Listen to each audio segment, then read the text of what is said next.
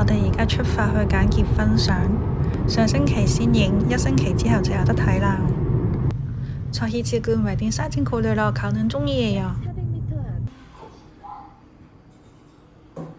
原來揀相呢度又唔係上次影相嗰度，我哋爭啲行錯路去錯地方啊！好彩都趕得切。알고 보니까 저번에 촬영했던 곳이 아니었어요. 잘못 갈 뻔했는데 다행히 결국 제 시간에 도착했어요.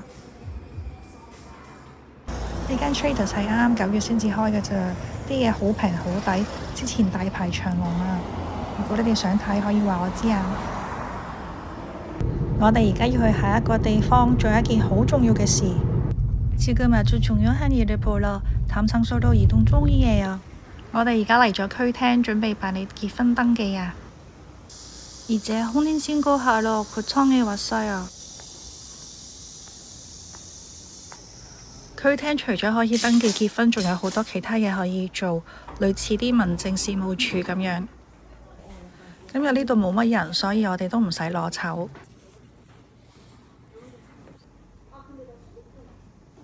喺韓國註冊結婚非常簡單，基本上就咁交份表就得㗎啦。你可以事先將份表俾2個見證人去簽名，然後你當日先至嚟填表都得。有啲人自己唔得閒，甚至揾父母幫手代交都仲得添啊！韓國人就用身份證，外國人就用護照，就咁交俾佢，佢仲幫你影印埋，跟住就搞手續，好快就搞掂咯。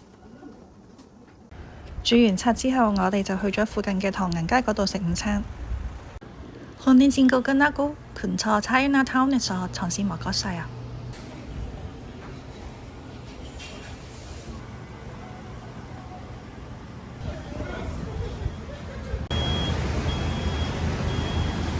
最後我哋亂入咗呢間試下。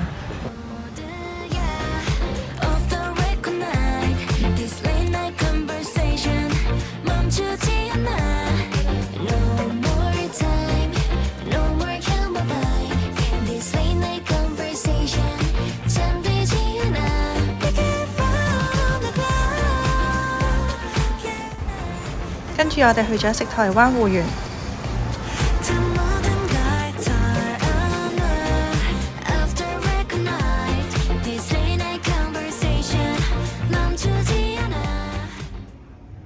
跟住我哋去咗附近嘅松月洞童話村行下。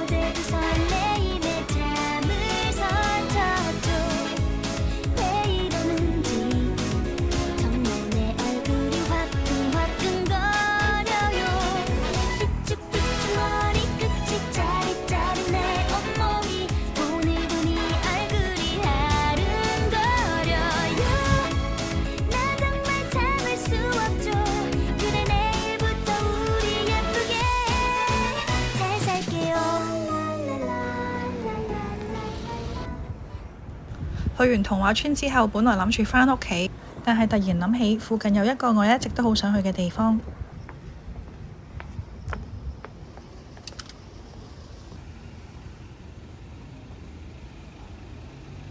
有冇覺得呢度有啲唔係好似韓國呢？呢度係仁川開廣場街。仁川係1883年開放港口，而開廣場街可以睇到呢度100年歲月累積嘅歷史同埋文化。呢度原封不動咁樣保存咗舊日本領事館，即係而家嘅仁川中區廳，仲有一啲留有歷史痕跡嘅近代建築同埋博物館。